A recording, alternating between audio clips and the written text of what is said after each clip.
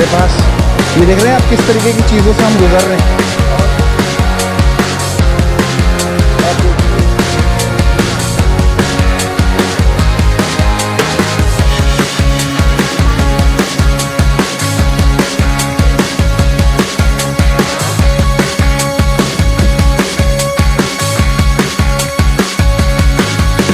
Hello everyone, मेरा नाम है सुप्रा श्रीवास्तव और आज है डे 2 हमारे वियतनाम ट्रिप का और आज हम जा रहे हैं हालोंग बे की तरफ। तो सबसे पहले मैं आपको बता दूं, बहुत ही कंफर्टेबल बस हमें जर्नी के लिए मिला हुआ है, क्योंकि ओल्ड क्वार्टर यानी कि हनोई से अगर हमें हालोंग बे जाना है तो 2.5-3 घंटे का ऑलमोस्ट रास्ता है। तो वहाँ पे जर्नी कंफर्टेबल होना बहुत ज़रूरी है, तो इसके लिए हमें वीआईपी लिमोजीन मिला हुआ है। तो आप क्या क्या करोगे वहाँ पे? वहाँ पे मस्ती बहुत करेंगे। वहाँ पे ना ऐसे स्विमिंग करेंगे। हालोंग बे पहुंचने के पहले जितने भी टूरिस्ट हैं उनको ले जाया जाता है यहाँ पे पर्ल फैक्ट्री में, हालोंग के पर्ल फैक्ट्री में, जहाँ पे बताया जाता है कि हालोंग बे से पर्ल कैसे मिलता है, कैसे निकालते हैं। तो पूरा यहाँ पे सबसे पहले एक्सप्लेन किया जाता है। And also we had the golden pearl. That's the reason why this one is quite rare and is most valuable. Okay. And how to make? Okay. And how to make the pearl? और सारी जानकारियाँ देने के बाद हमें ले जाया गया अंदर में पर्ल के कंप्लीट एग्जीबिशन जहाँ पे लगा था, जहाँ पे आपको जो भी मन करे रियल पर्ल का आप वो परचेज कर सकते हैं अपने लिए, किसी को गिफ्ट देने के लिए। लेकिन अंदर घुसते ही अच्छा बहुत लग रहा था। यहाँ पे पहले हम सारी चीज़ों को कवर करते हैं। वाओ, ये तो नेकलेस सुंदर लग रहा है।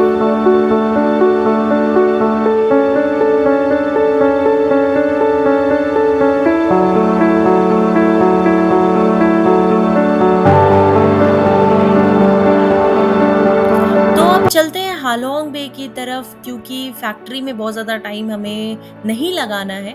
हमें हालोंग बे में ज़्यादा से ज़्यादा टाइम स्पेंड करना है। उसके अलावा जो हमारा गाइड है उसने भी सिर्फ 5 मिनट्स ही दिया था यहाँ के लिए, ताकि हम हालोंग बे के जो क्रूज है वहाँ पे टाइम से पहुँच जाए। तो ये बाहर की अगर आप खूबसूरती देखिएगा तो जैसे जैसे हम हालोंग बे की तरफ बढ़ते हैं वैसे वैसे आपके रोड्स के साइड में आप देखिए, आपको सी भी दिख रहा है, जो पेड़ दिख रहे हैं वो बहुत ही अमेजिंग सा दिख रहा है। कि मैं बस के अंदर से रिकॉर्ड कर पा रही हूँ, लेकिन जो व्यू है वो बहुत ही ज़्यादा मेस्मराइजिंग, अमेजिंग है। मज़ा आ रहा है ये देख के, तो एंजॉय करिए। और जो गाइड है हमारा, उन्होंने कंप्लीट जानकारी दे रखी है, तो उसके अकॉर्डिंग ही यहाँ पे चलना है।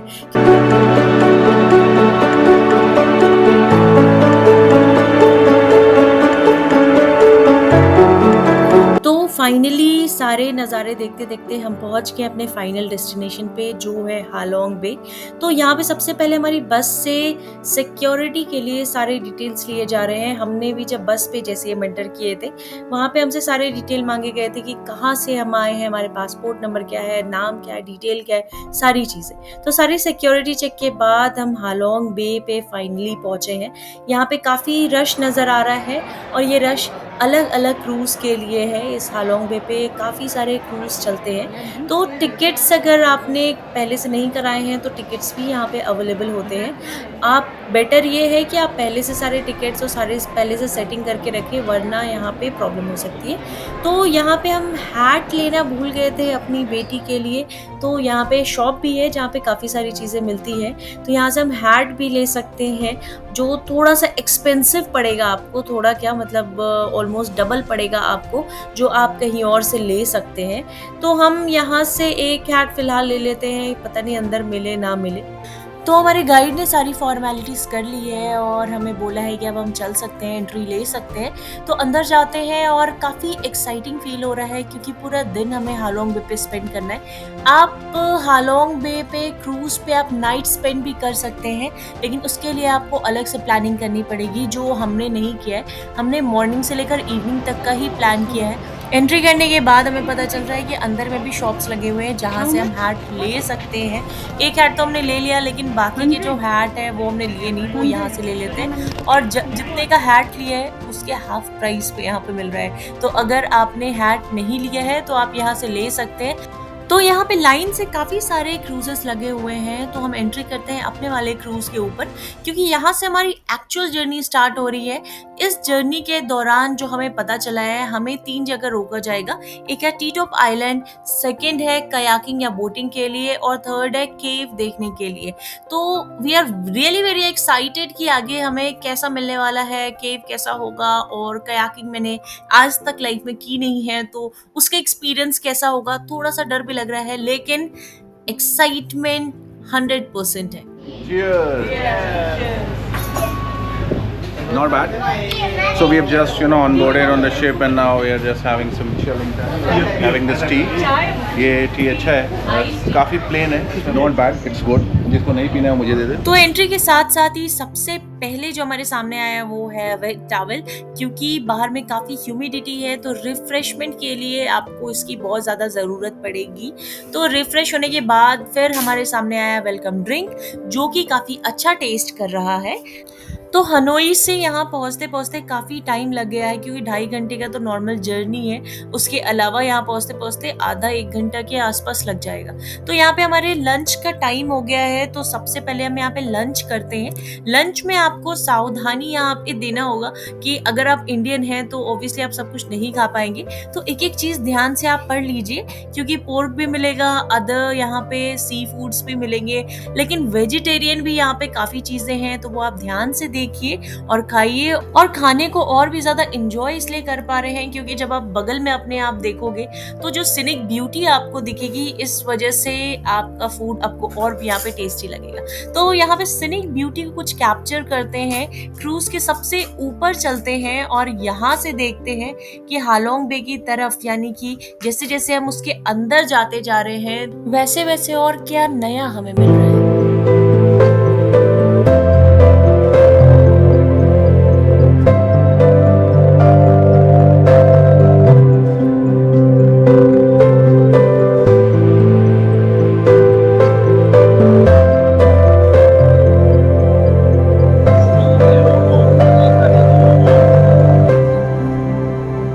See how it is. It's been like beautiful. हम क्रूज कर रहे हैं, एक अच्छी स्पीड पे क्रूज कर रहे हैं। The captain came in, is driving it.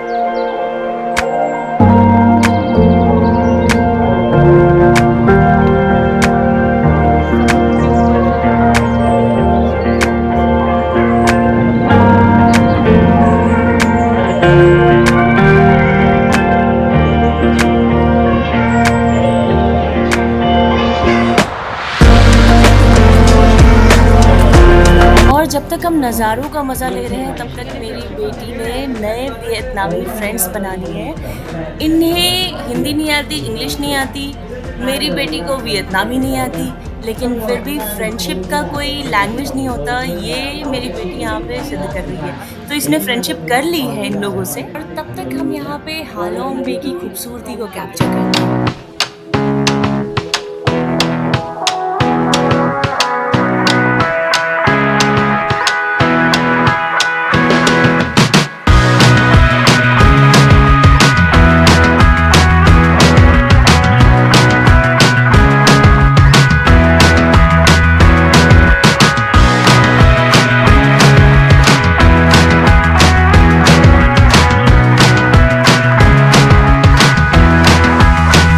और नज़ारों में इतना खो गए कि पता ही नहीं चला कि टीटॉप आइलैंड पहुंच चुके हैं। तो टीटॉप आइलैंड में यहाँ पे क्या है हमारा कि बीच है, जहाँ पे जिसको नहाना है वो नहा सकता है।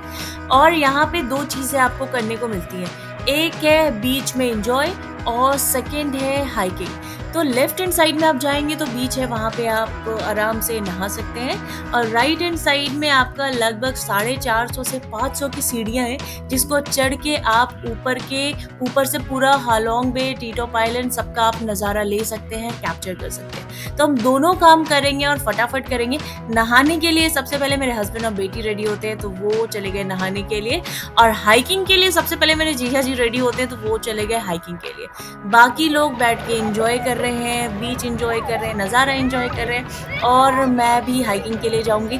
फिलहाल मैं सबसे पहले फादर एंड डॉटर मोमेंट को कैप्चर कर लेती हूँ। यहाँ पे छोटी छोटी रंग बिरंगी मछलियाँ भी तैर रही हैं, बहुत ध्यान से देखोगे आप वीडियो में तो वो भी नज़र आएगा। तो बीच बहुत ही ज़्यादा खूबसूरत है, वाइट सैंड है, पानी बहुत ही ज़्यादा क्लियर है, बहुत ब्यूटीफुल सा नज़ारा लग रहा है। यहाँ पे चारों ओर पहाड़, आपके बीच, और वो बीच इतना साफ सुथरा, सुंदर, क्लियर वाटर, तो अमेजिंग एक्सपीरियंस। और अगर आपके साथ छोटे बच्चे हैं तो वो भी यहाँ पे बहुत ज़्यादा एंजॉय करने वाले हैं। फिलहाल मेरी बेटी तो अपनी नानी के साथ फुल ऑन मस्ती करने में लगी हुई है, और इन्हें अब यहाँ पे मस्ती करने देते हैं। और मैं चलती हूँ हाइकिंग की ओर, जो कि 450 से 500 सीढ़ी ऊपर है। तो चलते हैं, उधर मेरे जीज भी गए हुए हैं, तो देखते हैं उधर क्या है। फिलहाल ये देखते हैं कि यहाँ पे और भी चीज़ें बनी हुई है, जैसे वाइट सैंड एक तो बहुत सुंदर सा है। यहाँ वॉलीबॉल खेलने की जगह बनी हुई है, काफ़ी मार्केट लगा हुआ है जहाँ से आप काफ़ी सारी चीज़ें परचेस कर सकते हैं। अगर आपने स्विम सूट नहीं परचेस किया है, या फिर आपको ट्यूब चाहिए बेबीज़ के लिए फॉर स्विमिंग, तो वो भी आप यहाँ से परचेस कर सकते हो। तो काफ़ी सारी चीज़ें हैं यहाँ पे अट्रैक्शन का, जो कि आप ले सकते हो। और यहाँ पे आगे में क्या है, पहले मैं वो आपको दिखा देती हूँ। यहाँ से आगे में चेंजिंग रूम वगैरह भी बना हुआ है, जहाँ पे अगर आपको चेंज करना है तो वो सारी चीज़ें आप कर सकते हैं। और यहाँ से व्यू बहुत ही अमेजिंग सा दिख रहा है। तो ज़्यादा आप टाइम वेस्ट ना करते हुए आप चलते हैं सीढ़ियों की ओर, क्योंकि हमें चढ़ना है यहाँ पे हाइकिंग के लिए, और ऊपर से एक बार पूरे हालोंग बे का हम नज़ारा लेते हैं।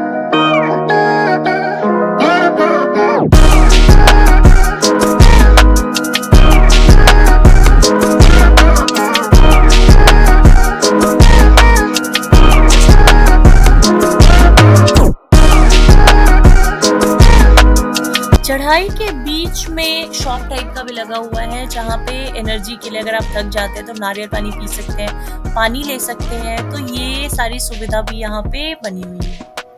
और जब ऊपर पहुँचते हैं तो ऊपर से ये नज़ारा देखिए, व्हाट अ ब्यूटी।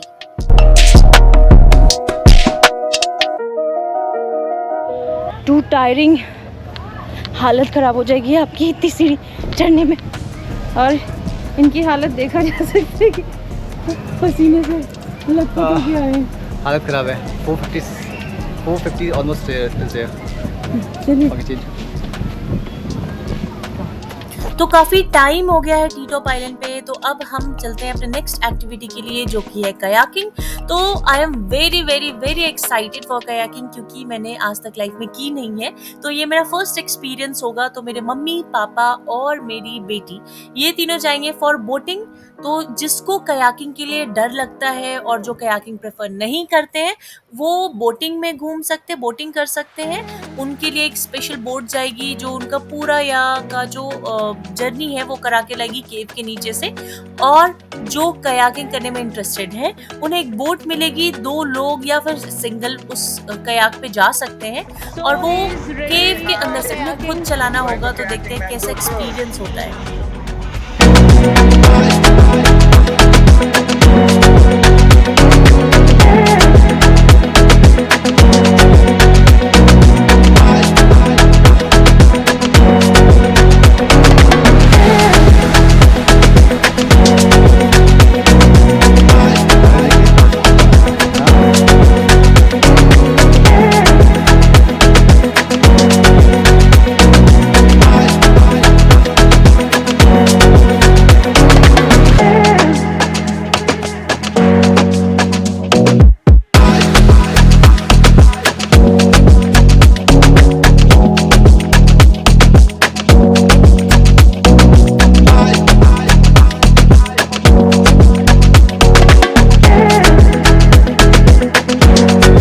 हमारे पास ये देख रहे हैं आप किस तरीके की चीज़ों से हम गुजर रहे हैं और बहुत ही नीचे से जा रहे हैं हम और oh my God man, this is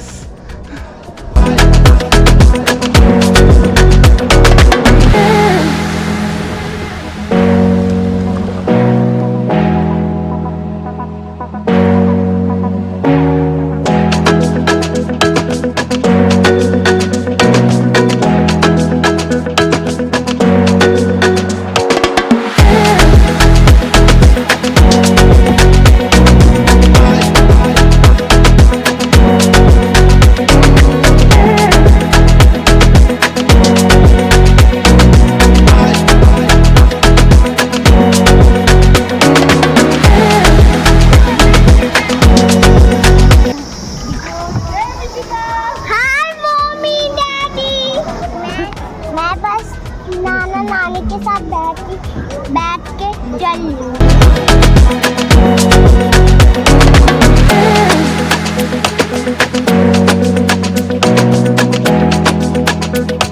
तो बोटिंग ट्रिप अब ख़त्म हो गई है, हमें भी अपना कयाकिंग एंड करना पड़ेगा। लेकिन इतना मज़ा आ रहा है कि एक राउंड और लगा के आने का मन कर रहा है, तो एक राउंड और लगाते हैं यहाँ पे। और मैं आपको बता दूं कि इतना ज़्यादा मज़ा आ रहा है कि आपको ज़रूर ट्राई करना चाहिए, बिल्कुल भी मिस ना करें। अगर आपको डर लगता है तो मैं आपको बता दूं ये काफ़ी सेफ़ है और आप लाइफ जैकेट भी पहनते हैं, आसपास काफ़ी लोग होते हैं, तो ऐसा कोई रिस्क नहीं है, तो ट्राई ज़रूर एक बार करना चाहिए। तो यहाँ पे कयाक को एंड करके अब नेक्स्ट जो हमें जाना है वो जाना है केव देखने के लिए। तो केव कैसा होगा वो तो वहाँ पहुँच के ही पता चलेगा। तो अब हम पहुंच गए हैं हांग संग सॉट केव में। तो ये एक बहुत ही यूनिक केव है, वियतनाम का हनोई में है जो हालोंग बे पे।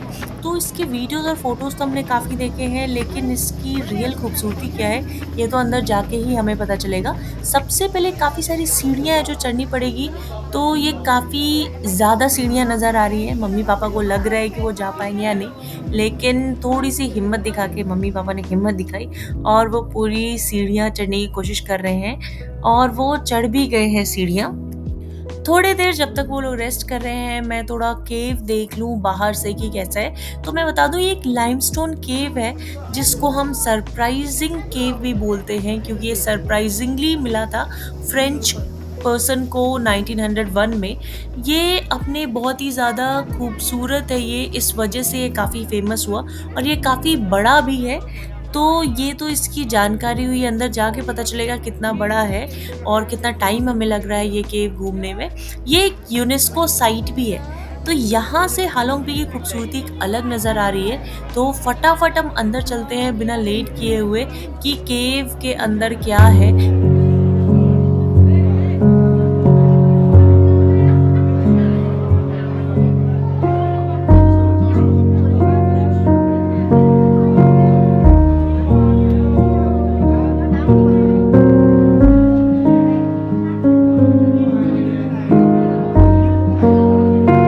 Are you enjoying? Yes. See the cave. It's very narrow. Chalo, chalo, chalo, chalo. I'm feeling very cold. Easy, but easy, huh? Your hand. Your hand. Very nice. Mishika ने आज केव visit किया है। मिशिका बहुत मजा आ रहा है। Line इसके अंदर कौन जाएगा? इसके अंदर नहीं जाते, क्यों? इसके अंदर कीड़े मकोड़े रहते हैं। अभी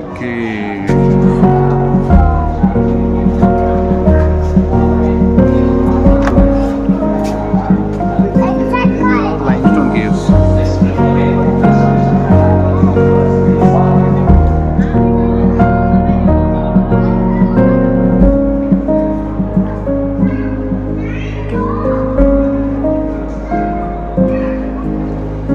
मिशिका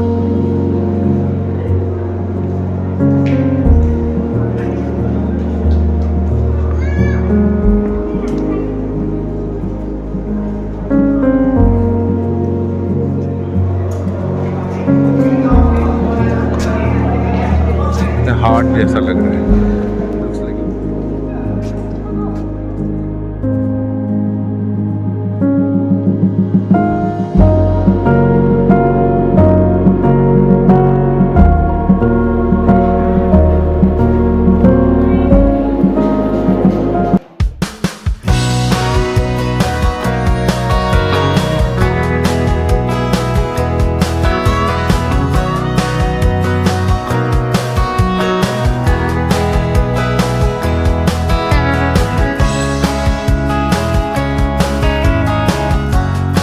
काफ़ी टाइम लगा हमें केव घूमने में, क्योंकि ये काफ़ी बड़ा है, इसका अपना एक नेचुरल इन्वायरमेंट है। बाहर से और यहाँ के टेम्परेचर में काफ़ी ज़्यादा फ़र्क भी है। तो अब हमारा टाइम हो गया है, पूरा केव हमने घूम लिया है, तो एग्ज़िट करने का। एग्ज़िट भी कर रहे हैं, तो वहाँ से भी एक बार अगर केव देखे तो मन नहीं कर रहा यहाँ से जाने का, क्योंकि फिर दोबारा यहाँ पे शायद कभी ना आए। और बाहर अगर हम देखते हैं तो वापस से वही ब्यूटीफुल नज़ारा।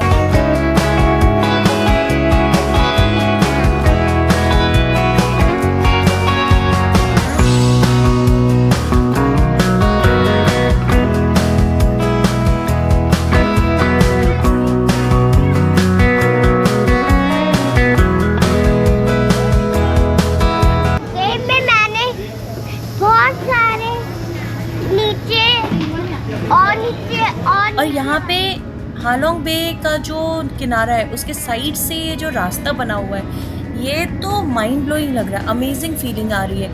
वीडियो में हो सकता है उतना क्लैरिटी ना आए, लेकिन सामने से तो ऑसम है, बहुत ही नेचुरल फील हो रहा है।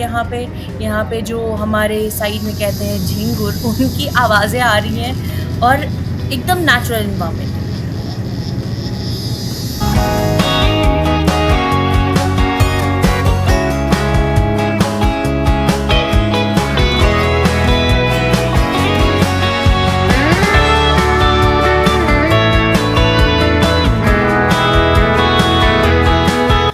हमारा ट्रिप एंड की ओर बढ़ रहा है इवनिंग स्नैक्स के साथ, जिसको हम गुड बाय स्नैक्स भी बोल सकते हैं, क्योंकि अब हम अपने क्रूज़ पे वापस आ गए हैं और हम वापस जा रहे हैं अपने किनारे की तरफ, जहाँ पे हमें बस मिलेगी और वो हमें वापस पहुँचाएगी हमारे होटल की तरफ। तो सारे नज़ारों को एक बार गुड बाय बोल देते हैं, एक बार वापस से सारे नज़ारों को कैप्चर कर लेते हैं, क्योंकि इतना मेस्मराइजिंग और अमेजिंग व्यू दोबारा फिर कब मिलेगा पता नहीं।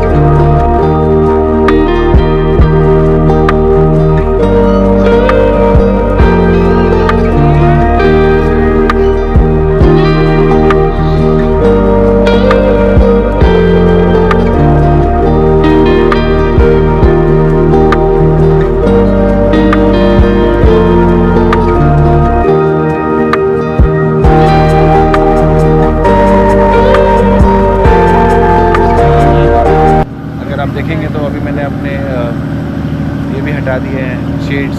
The reason is that whether is getting fantastic. बहुत अच्छा लग रहा है. If you can just show around.